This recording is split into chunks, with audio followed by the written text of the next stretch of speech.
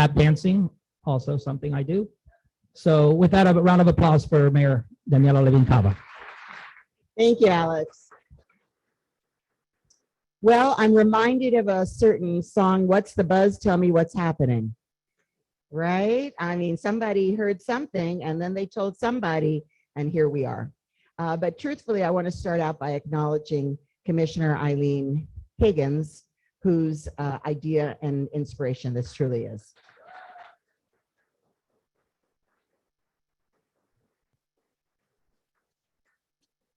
And it's not only a big idea, a really, really big idea, but it's apparently like one of the biggest ideas ever in Miami-Dade County. Okay, so super excited that you're here. And this is the start of what we hope will not be a too long process, but one that will definitely allow us to engage a lot of you in the vision, design of the vision, all the possibilities. We want to hear from you.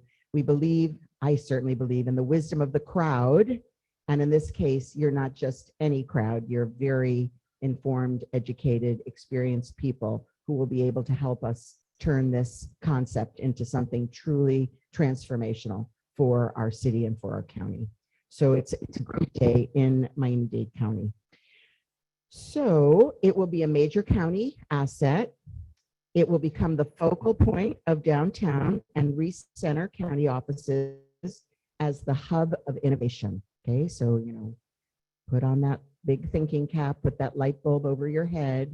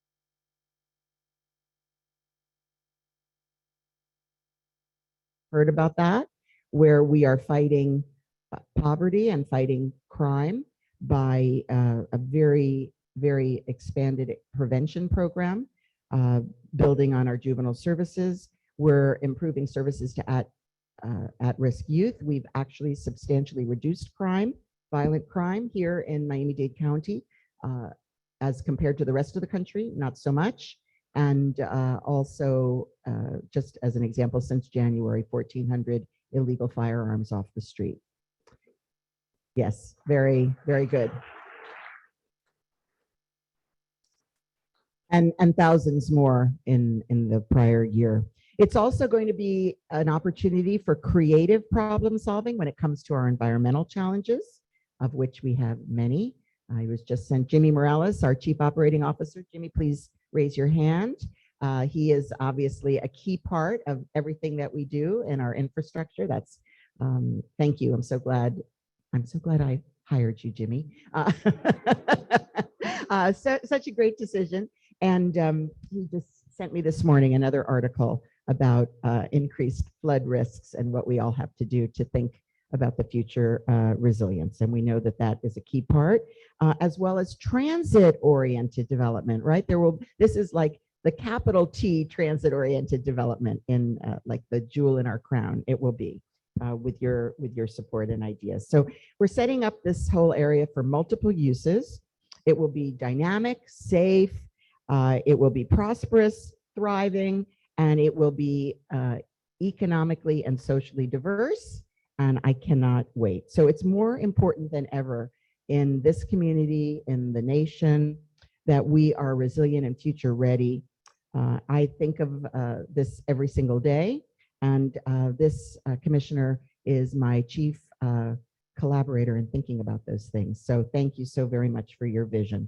So we are looking forward to making this the benchmark for urban redevelopment worldwide. Thank you very much.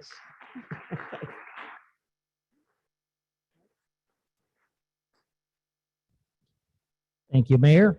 And up next, which I already mentioned briefly, I started this job about a year ago. In the second day, I met with Commissioner Higgins, and she said this project is ready to go. I gave her kind of like a stare of I didn't have any idea what was going on, but we immersed ourselves in it with her leadership and the team, of course. We were able to get to this point, and I'm going to turn it over to her because she has truly been a champion, and it's been a pleasure to work with her on it. And her and the mayor have been great together. Thank you. Well, thank you, everybody. Do I have a slide over there, Jess?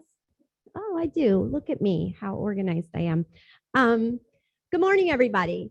One of the first things I began to notice when I was elected commissioner about 4 years ago is that downtown, at least this part of downtown, was kind of a wasteland, right? And I encourage you, if you just walked from the Cultural Garage parking lot over here, I encourage you as you leave to not do that, but actually walk around the site and you'll see what I mean. We have some of the most valuable property, certainly in the county, probably in the world. And every one of these acres that we have around this area is a 5-minute walk from either Metro Rail, Metro Mover, Brightline, about 40% of our bus routes. And when you look at what's built around all that incredible transit, I think the average floor area ratio when I add it all up is something like 2, right? And so for those of you that are in development, you know that that is not the right use of land when it's so close to transit. It's not just close to transit, it's close to jobs. There are lots and lots of jobs in downtown. There are lots and lots of jobs, you know, accessible via the Metro Mover over in Brickell. And so there's a real opportunity to basically completely reimagine the place, pretend nothing is here other than the historic courthouse, because I'll get in trouble. But essentially, the idea of what we're going to present to you today is we're going to ask you to just look around here and tell us what could be here. And to be incredibly visionary to create a world-class neighborhood. And of course, we're going to put some must-haves in there because there are some must-haves. But this land that we, the county, have is the people's land. And it needs to be used for the people's purposes, right? We're not the private sector. If we were the private sector, we would just put out an RFP and we'd let you do highest and best use, and we collect all that money in property tax revenue. Do we expect that we're going to collect some property tax revenue and some rent from this? You bet. But that's not our only objective. So you are going to see a lot of requirements as this RFP is released for public goods. And the mayor and I and the team at the administration are fully aware that sometimes that means we may be asking you to build a fabulous library, and that's a public good, right? And we need that, because unless we have things like parks and libraries and safe streets and cultural institutions, our entire neighborhood is devalued. So that's the premise of what we're here today. The team, all those folks that stood up today in some way, shape, or form have worked on this project. Some of us, I think Dawn and Jess, and I don't know if Nathan's here, but I think we were in the first meeting, I think, together a couple of years to start thinking about this. What you're going to see today is kind of, I've summed up my vision, right? But this should be a place where residents and their families can live, work, play, and learn.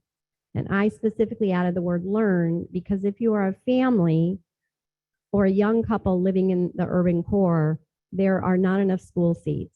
So the minute your kid is a 6-year-old or 7-year-old, you've lived your whole life without a car, riding the Metro Mover, you now move to the suburbs because you don't have any school seats and you become a 2-car family instead of a no-car family. And so this is not yet a neighborhood where people can raise a family, and part of the problem with that is the lack of school seats.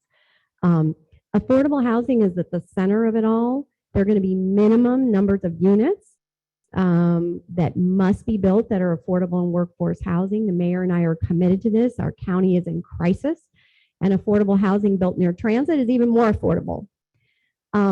Kids can walk to school. I think I already said that. Transit is great, and a car might not be necessary. And one of the things when I tell you to walk around, I also want you to walk on the south side of Government Center to where our bus riders have to pick up our bus routes, and you watch them in the heat and in the rain with no place to sit and no shelter from the elements, because a world-class intermodal transit hub is going to be part of this redevelopment.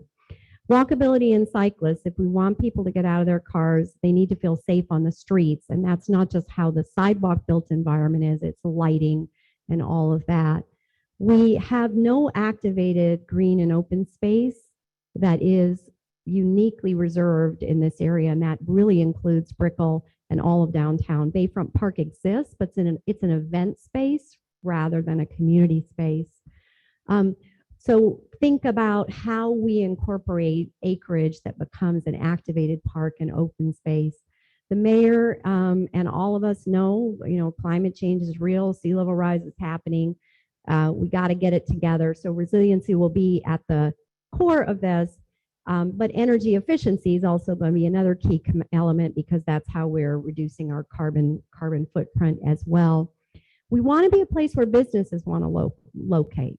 So you want to live here, but it's also a great place to work. And by locating your business or your company here, that you're going to have access to a great talent pool, both of people that live in the neighborhood and people that want to access and work for your company via transit. We need, as you know, if you walk around here and try to find lunch, bring your lunch. That's my advice. So there is no lunch. So retail, restaurants, activation, enlivening the streetscape.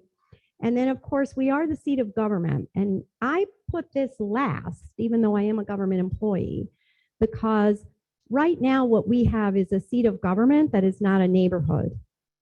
And we need to flip that dynamic so it becomes a neighborhood where government is integrated, government services feel accessible, and people can access. But it is not meant to be some representational, government area.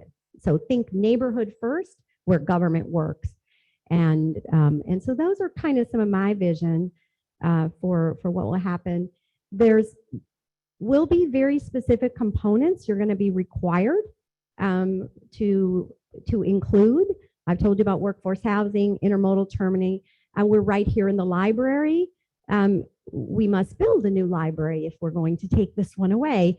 And you'll see in the specs that'll come out last week, we have a 300-seat auditorium included in the new library. So all of you will have seats once you get finished building it. History Miami, same thing. They have a lovely spot here. It's too small. It's a little out of shape. If we're going to build on this site, we need to give them a new wonderful home. I've talked about the park. The county commission chambers, anyone that gets the pleasure of working in there, that would be me. They're physically not great, and there's not enough space for our residents. The juveniles assessment centers across the street, the parks department headquarters is here. We're going to demolish their building. We got to give them a new fabulous home. We'd like there to be a neighborhood wellness and resource center. because there's no community-based, places to meet in there. Child care center, we right now have a child care center. We need to keep that. I talked about education, and then even though I think, driving's not all that great, people do drive. We have a lot of people that drive. They need a place to park. And then we also have a gas station here because we run a giant county government and our vehicles every now and then have to perform services. So you'll start to see that all these are the must-haves, but always think about the vision of what can be while you're putting these must-haves together. And then I'm pretty much done. I'm going to turn it back over to the team, but what you should expect today is an overview of the project. The team has put the scope of services up on the future procurement. Next week, we will be releasing to everyone here and anyone that isn't here the full set of design guidelines, which is a 600-page document, so don't think it's easy. A much broader, the full entire RFP document, and a number of other things, including some work that's come out of zoning on sort of what sidewalks can look like and those kinds of things. And then you will have time to look at that. And I can tell you, Alex Munoz and I have been working on this together. Neither he nor I have ever rebuilt an entire neighborhood before, right? This is our first go at it. Some of you have. And so when you receive all those documents next week with all those details, you'll have about 2 weeks to delve into them deeply. And if you see inconsistencies or you see things where we may have constrained creativity, we want this to be world-class. And so if we haven't gotten it right, you need to tell us. That's why we're having this meeting. That's why we didn't release the RFP, right? We want you to look at it. And so all that'll be released next week. And then you will have an opportunity about 2 or 2.5 weeks after that to actually meet. We will do individual meetings if people are more comfortable. We'll do 30-minute sessions when you can give us comments directly. And then fingers crossed, Alex, right? We think mid-September we'll get the final document out to you. So that's the vision.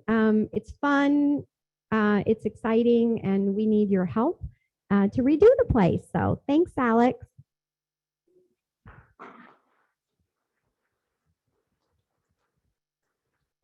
Thanks, Commissioner, for providing those details and highlights. I definitely haven't built a city, but my kids are really good at Minecraft. So we'll see what we can do. But almost through here, we're going to kick it off to our experts.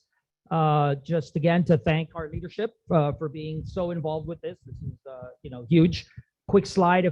Here's some highlights for you all, which you're going to cover as we go through this. The next slide, if you could just put the next slide, is that was the commissioner slide. Right? Oh, no, that's the team. Sorry, that is the team. I saw her name there. So these are the folks that have been working on this. They're here in the room. I do want to thank my colleagues that have been part of this for making it happen, and multi-department effort. We couldn't have done it without them. A lot of important components here, as you've heard. We also have some private sector advisors that are part of the team on this next slide, so that you're probably familiar with those companies. So just to put emphasis on what the commissioner said, it's an empty canvas. We're really looking for great ideas. Not more importantly, but the reason we're here is we need your input. This is a working document at this point. It's a working draft. So we're truly looking for input. And this is a great opportunity here today, of course, and you're going to have our information for follow-up as well, because that's why we're here. We don't presume that we got this document 100% right. We know we didn't, right?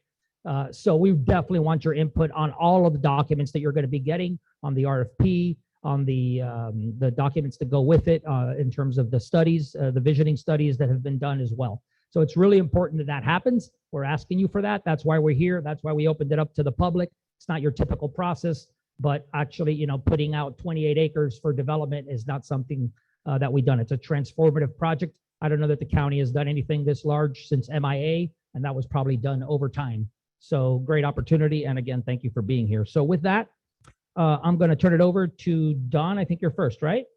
So Dawn has been a great part of leading this and is very involved. She's going to give you a lot of good information. And the procurement team, as well as our parks folks, not parks, our director of building and zoning, and our Lourdes Gomez right here in the front, is also going to be speaking. So you'll have plenty of time for questions. And again, thank you all for being here and for coming as well. Thank you.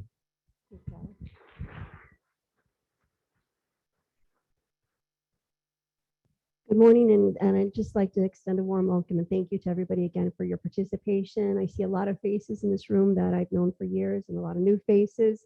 We are excited to get your participation, to get your input, to help us get this right and to build upon the goals which our mayor and our commissioner have put it before you. I'd like to talk about some of the key development goals, some of the more practical matters which you'll be seeing in the solicitation, the scope of services, which we published. And we'll start with, the underpinnings of any, and just for those of you who don't know, my background, I've been with the county for about 9 years now. My background prior to that, my entire career was in the private sector.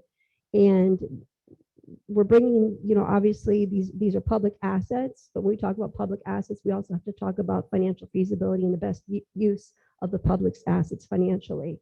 So when we have these goals, we're talking about a blended economic and highest and best economic and social use.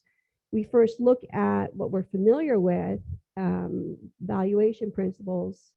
The county is going to be looking to measure, very robust proposals and ideas that get us a strong IRR, that produce a solid present value, that are based upon real valuation principles that we can measure. How we transition into the social impact is where we look for that opportunity cost, that economic, the cost benefit, the trade-off of that public, of the highest and best use. And we will measure that based upon how well you meet these goals. So those goals are spelled out in the scope of services.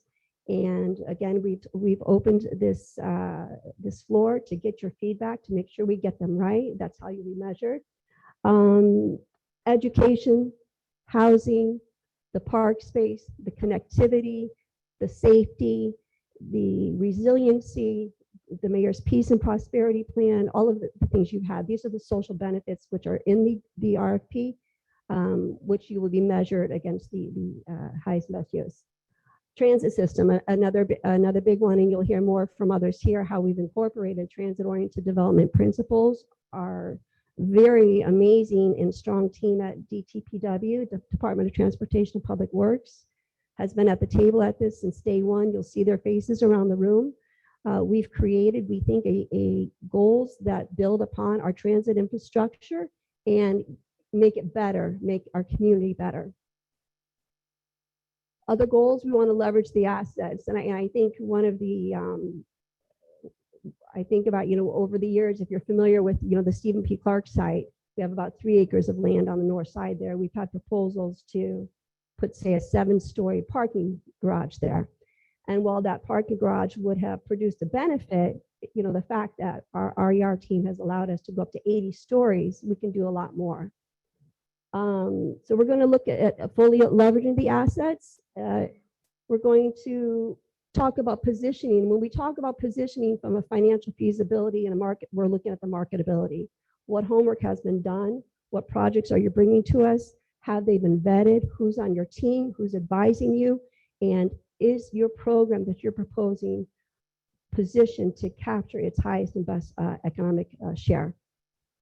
Marketability through placemaking and amenitization. I don't need to read all these slides, but these are the key concepts we're going to be looking for in your input. And how do we amenitize? What do we bring to the table? Who are the businesses we seek to attract? Who are the economic drivers? What are the economic engines driving this project, which are going to allow us that platform we need to develop and improve upon the county's position and the public's position here. Creative and flexible. I know a lot of these are buzzwords, but let me tell you the flexibility, I think from my perspective and my background, it's one of the most important, because we need a partner who has the financial wherewithal and the skill to develop a program that's going to see us through the next 12 to 15 years. We cannot foretell the market. We can use empirical data to tell us what we think will happen. We can use economic trends, but we know we have shifts. We have shifts in markets. We have shifts in economies.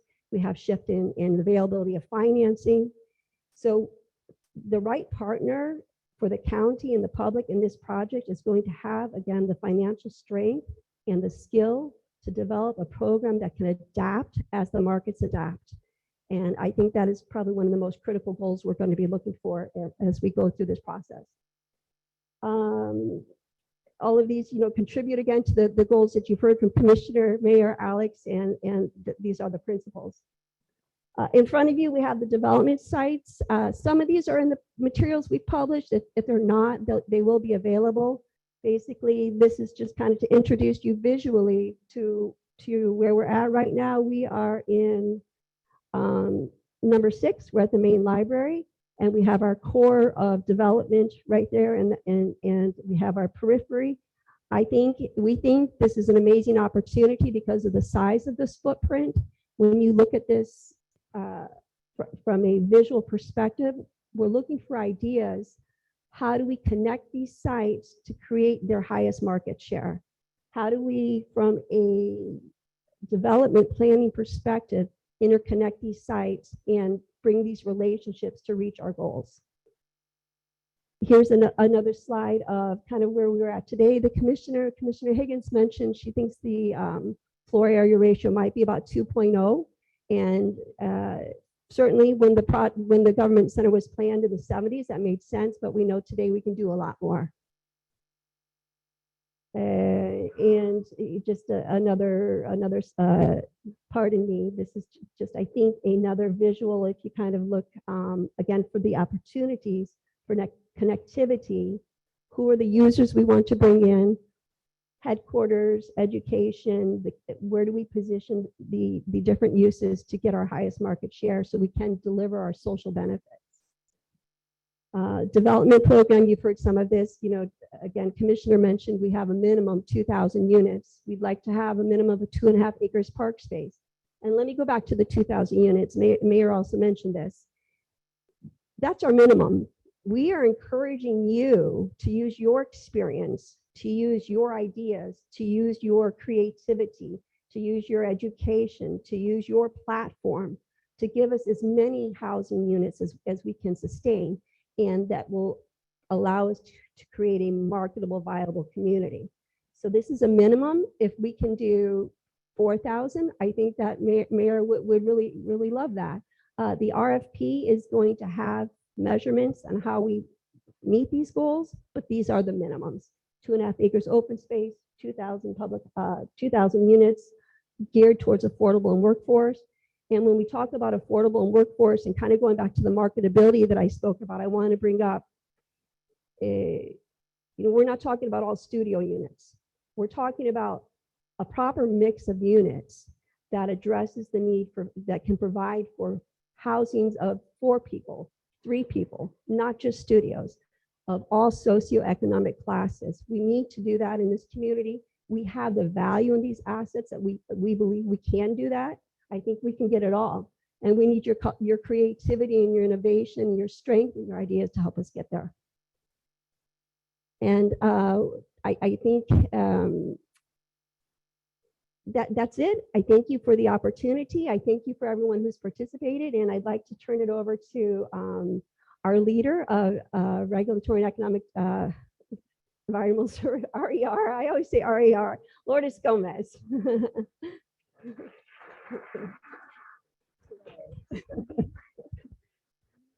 Good morning. I'm happy to see so many familiar faces from the development community here, because you do know what RER does. So I don't have to explain that we do house many of the development services offered by the county under one umbrella. And those of you who love your craft know that development is actually art. It's often talked about in the context of economic development, and absolutely it's catalytic and transformative, but it truly is art.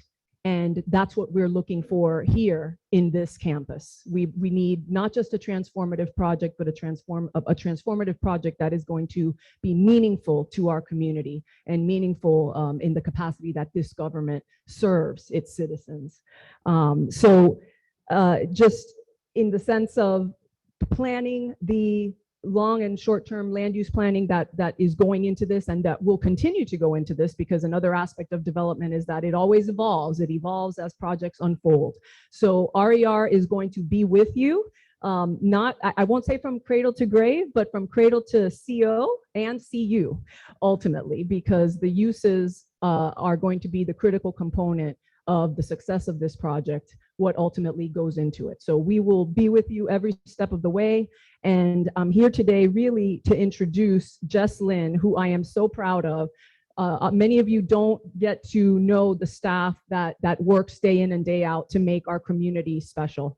Jess is a super talented planner that we are fortunate to have here on our staff. He's been in RER for many years. He's worked on a number of urban center projects and the trail projects that we've got in the books and are slowly coming in as development touches the different parts of our community.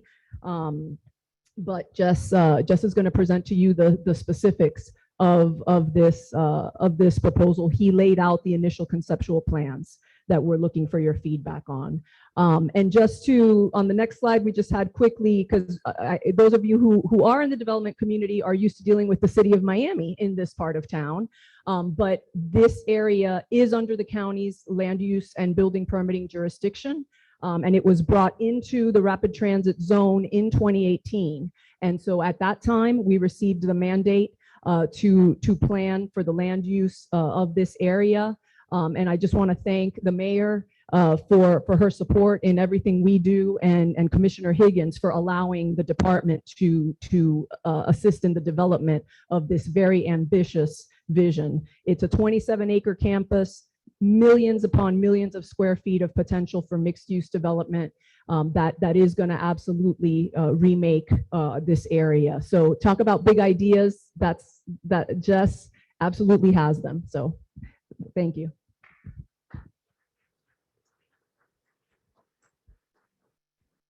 Thank you, Lourdes. That's way too kind. Anyway, so what I'd like to bring to you is just some of the conceptual ideas that brought us to this point, and some of the things that we looked at to get here.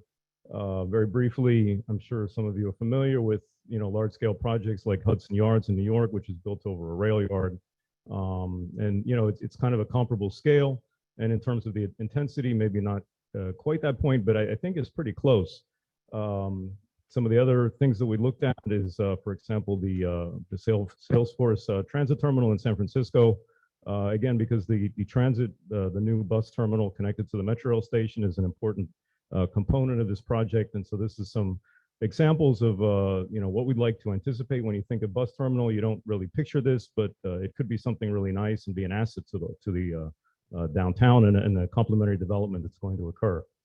One of the other interesting examples that we looked at was in Osaka, Japan. This is a former freight rail yard next to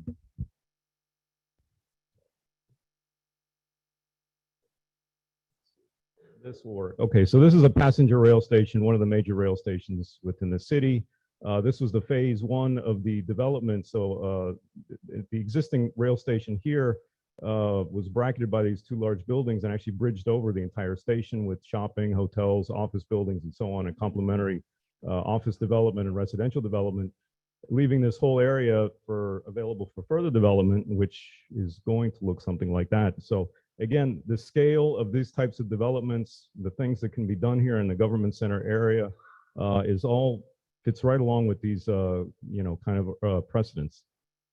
Here's another view of, again, the integration of the train station with the private development, shopping, hotels, office spaces, and so on.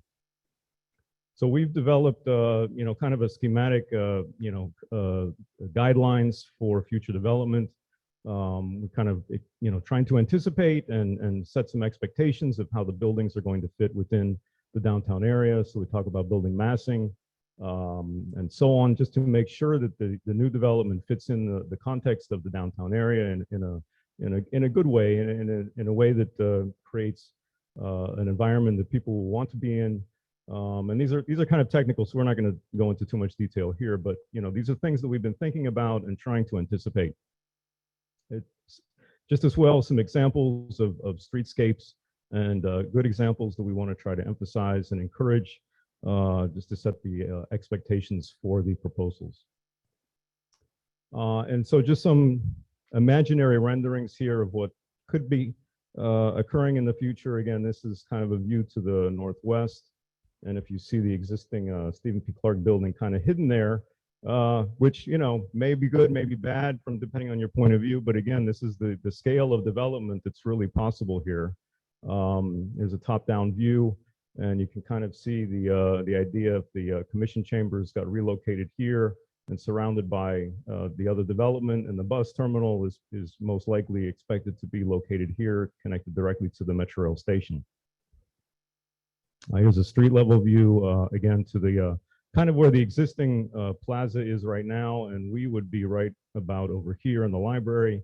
But again, the open space could be relocated. It's really, the design is not fixed in any way. It's intended to be flexible and open.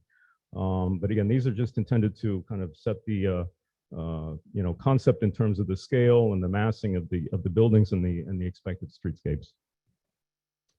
And so that's kind of a top level view, the view out to the beach, a nice sunset. Who knows, come back in 15 years maybe. Along with the new buildings, we're expecting that the buildings will be green and they will satisfy the sustainability and resilience requirements of the county. Obviously, we have to be aware of sea level rise and those things, and the buildings obviously should be high performance. Along with the other county buildings, the new county buildings have all been green LEED certified and so on. So that'll be a baseline requirement. I think that's it for my section. Coming up next is procurement. Welcome, Rita. Thank you again. Thank you, Jess. Are you gonna do the clicker? Do you want to do it? Tell me next. Tell me next. You do it. So good morning, everyone. I'm Rita Silva. I work for Alex Munoz and ISD, and I'm here today to go over some of the procurement things that we're going to walk you through, which is the first slide is how can you prepare? Well, coming here obviously was a great step. But if anyone is familiar with how we used to solicit and take proposals and the system we used to use, we now have what's called Informs. So I'm going to give you one website to go to. This is homework for today. When you get back to your offices or when you have a computer in front of you, please go to this website and you will see the county's new Informs system. And please register using the user registration link there. If you already have, congratulations. That's fantastic. If you haven't, please go ahead and do that so that you can get information on this project in the future. So next. Okay, so once you go there, when we get to the solicitation, once we do publish the RFP that's out in the street, ready to go, the cone starts, you will find it also at this link, okay? So you will then go to bidding opportunities and you simply click on that and you'll see all of the opportunities that are available to from the county. But the RFP, the final RFP, when it's posted, this is where you will go to find it. I normally wouldn't go through this sort of kind of like demonstration of how to use the system, but since it's new, I thought this might be a good opportunity to get you all comfortable with it. So next slide. Okay, so let's talk about the RFP. Some of the highlights I wanted to tell you about is, and this may seem kind of obvious, we're seeking proposers with experience in similar projects, and we're looking for proposers to bring the resources for the master planning, development, financing, and marketing of the entire project. For proposer participation, another thing you can do for yourself is please, in the RFP, there will be information about a pre-proposal conference. That's the opportunity for you, whether you're the developer, a subcontractor, a team member, just interested, you can attend the pre-proposal conference. It's a public meeting. It's open to everybody. And I do encourage folks to attend, even if you're not going to be the proposer, just to stay in the know and to, you'll be able to meet, you know, the county staff as well, and kind of put the name at the face. The second thing you can do, and that we will allow for the RFP process, is to submit questions on the RFP. So meetings like this are great, they're public, but please remember, you're always bound, as the county is, by what the RFP says. So if you have a question about something in the RFP, once it's published, please submit it during the question and answer session, because that is your opportunity to get things clarified and to just, simply get it out there.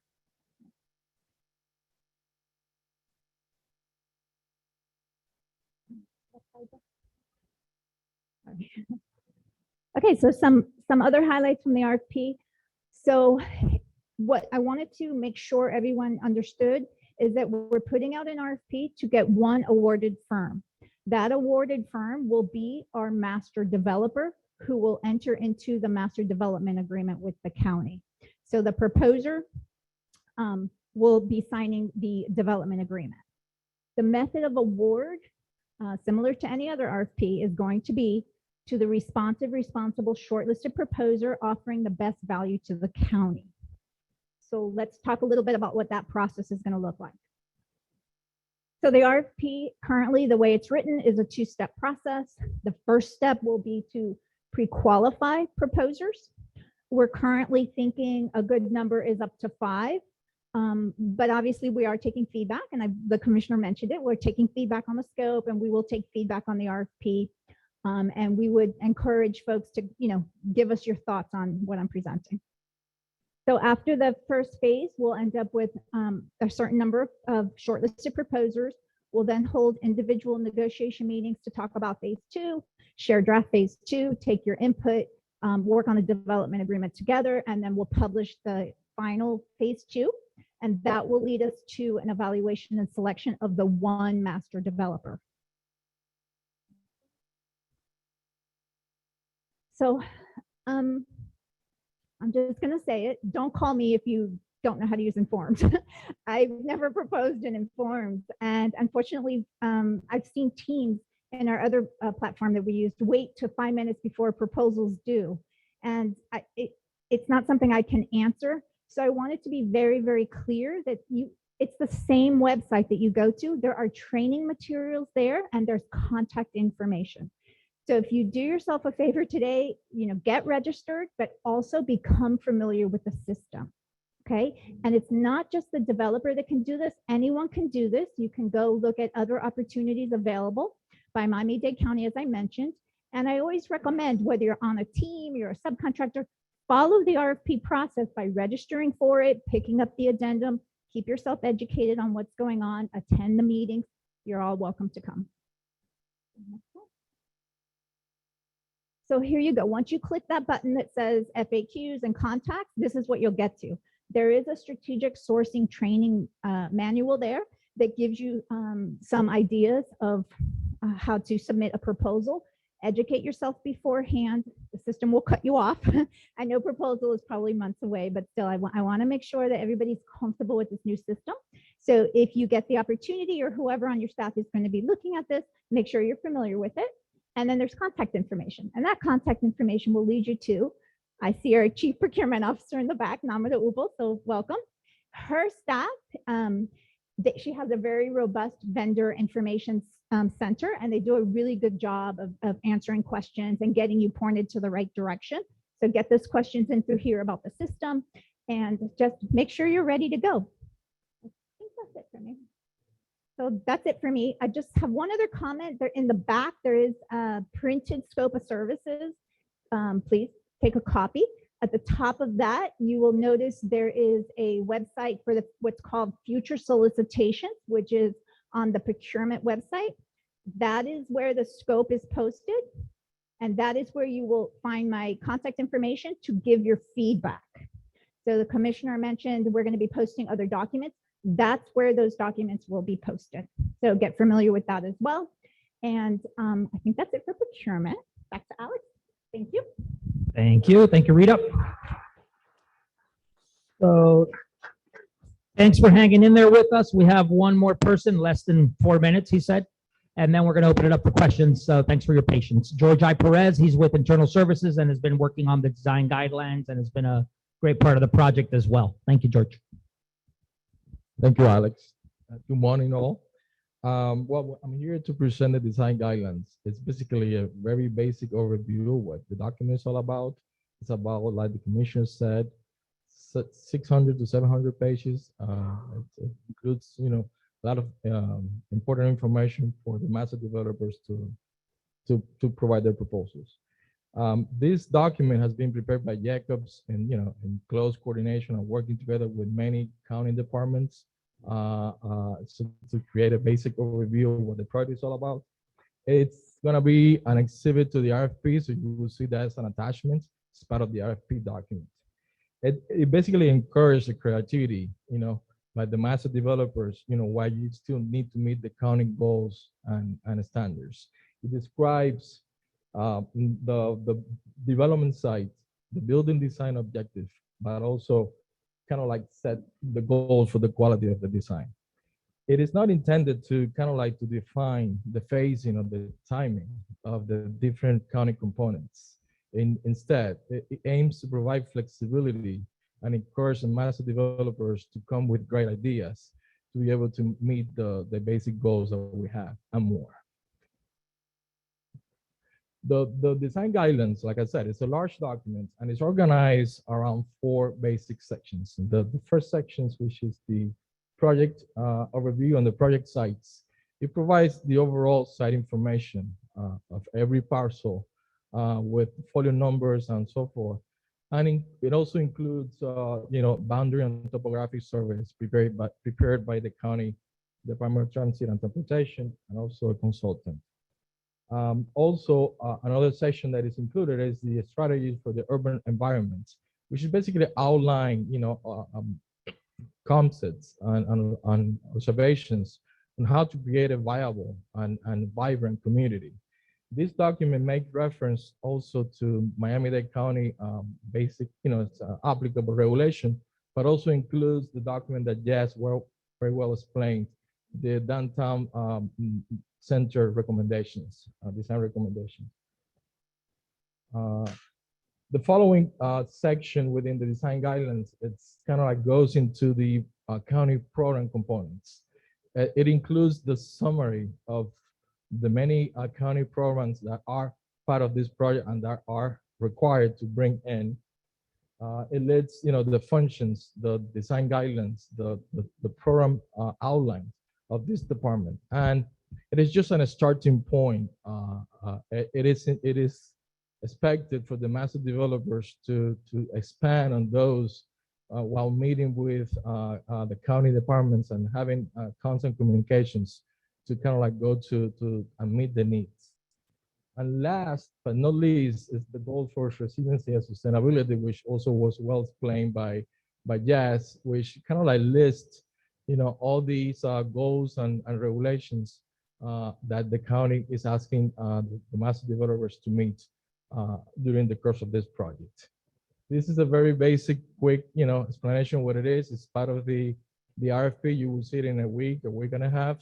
Like I said, it's very long, so I'm not here to go in detail and to get people kind of like bored to go around that. So this is the basic of what you're gonna get in a week or so. Thank you so much.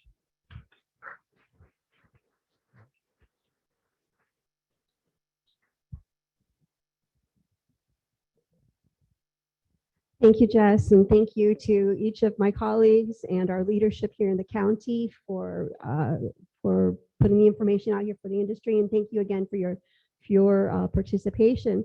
I hope that we've given you a very high-level view of the process, the opportunity, mostly the opportunity. We can work through the process. We want your creativity. And with that, I'd like to open the floor for any questions. Yes, please.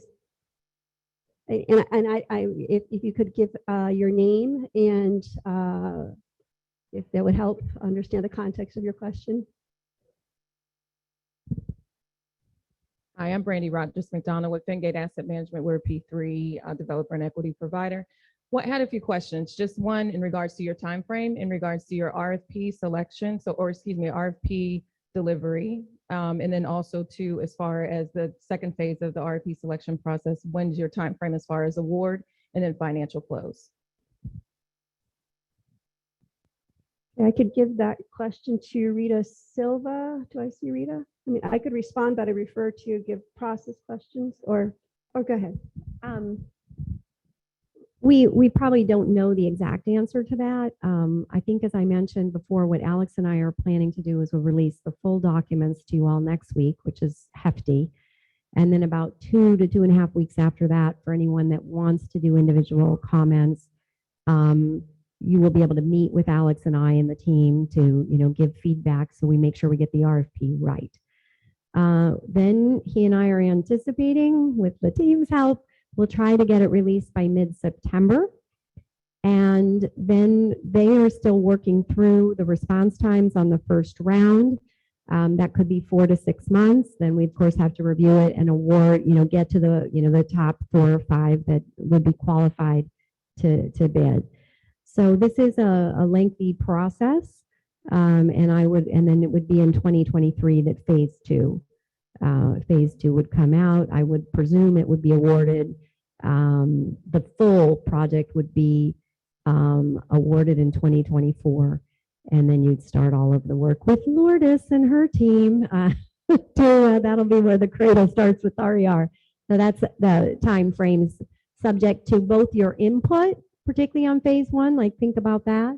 Is it a 4-month response time for qualifications? Is it a 6 months? We're going to be listening.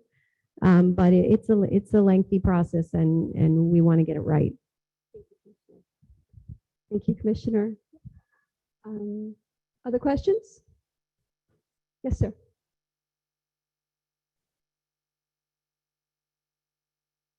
Good morning. I'm George Childs here with just a personal interest. I'd like to propose, not really a question, that you get rid of that old county courthouse. There's nothing there. And if you're in love with that design, just to build something exactly the same but bigger, by getting rid of those annoying steps going up to the lobby and going sidewalk to sidewalk. It can be, the core can be offices, and around it can be workforce housing in the perimeter. It can be 80 stories. I don't care how tall it is, but that object has got to go. Thank you, George, for your input. Thank you very much. I believe that the existing county courthouse, as the gentleman was just referring to, is not actually part of the RFP, which you will see on the street. We've made a decision to offer that property because of its historical significance, its tremendous historical significance and this will be collaborated through our director, Alex Munoz. It'll be separate of this RFP, likely a sale. And it does have the historical preservation assigned to it. So we have given a lot of thought to that property, just to give credit to this. And that is another parallel opportunity. And as you think about this RFP, know that that is moving parallel tracks, and it will only complement what we're doing here. It's not part of the RFP, but it is included in the redevelopment goals. Thank you. Anyone else? We have 45 minutes, so if I need some questions and some input, please.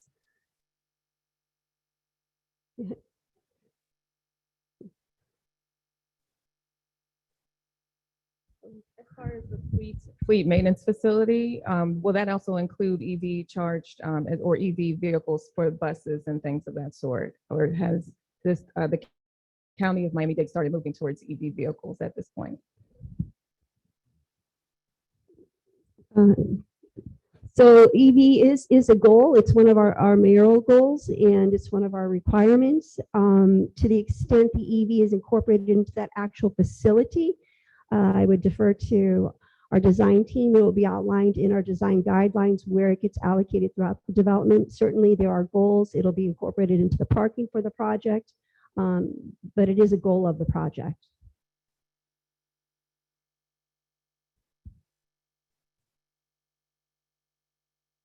Any other questions? I see a team of developers in the room.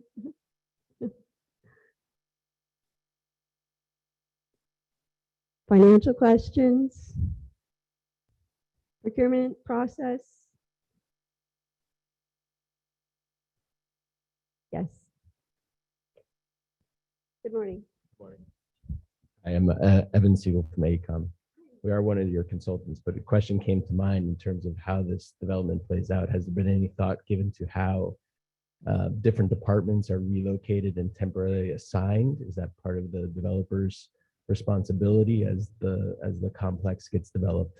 You're moving a library, parks, all the different departments that may be displaced during the process.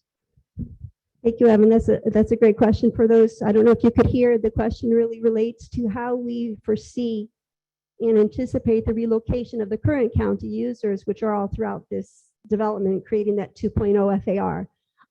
So yes, we've done a lot of groundwork on it, but ultimately we want to give that to you so you can develop the most feasible project that allows you to get your market position, your absorption, minimize costs. We want to minimize impacts to the county. That's in the RFP, meaning I don't know that we would like to relocate the library twice. I know we're sitting on a very valuable site. It's almost 4 acres right here. It's the highest intensity in the asset.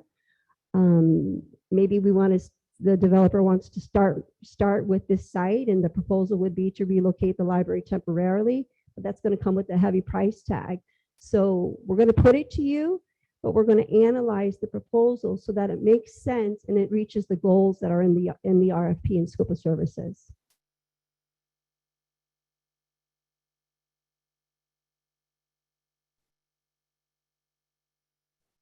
So if we're in wrapping up, if there's any more questions, we're happy to take them. If not, we're going to post presentation as well. When we post this presentation, we'll put a contact information in there. We really want your input. Obviously, you still need to see more documents before you can give us some substantive input. But preliminarily, at least you've seen this. So we'll push out some contact info. You can give us your thoughts. Happy to take them by phone, call. All of the market research is welcome. As the commissioner mentioned, we'll be coordinating something more specific and in person for discussion purposes is always better. We really are looking for your input. Like I said earlier, we don't presume that we got this document 100% correct, and really are looking for that kind of input, both on the solicitation side as well as on the development side. So if there aren't any last minute questions, we want to thank everybody. Anyone? All right, cool. We want to thank everyone for being here. Truly thank you for your time, and a big round of applause for the team as well. Thank you.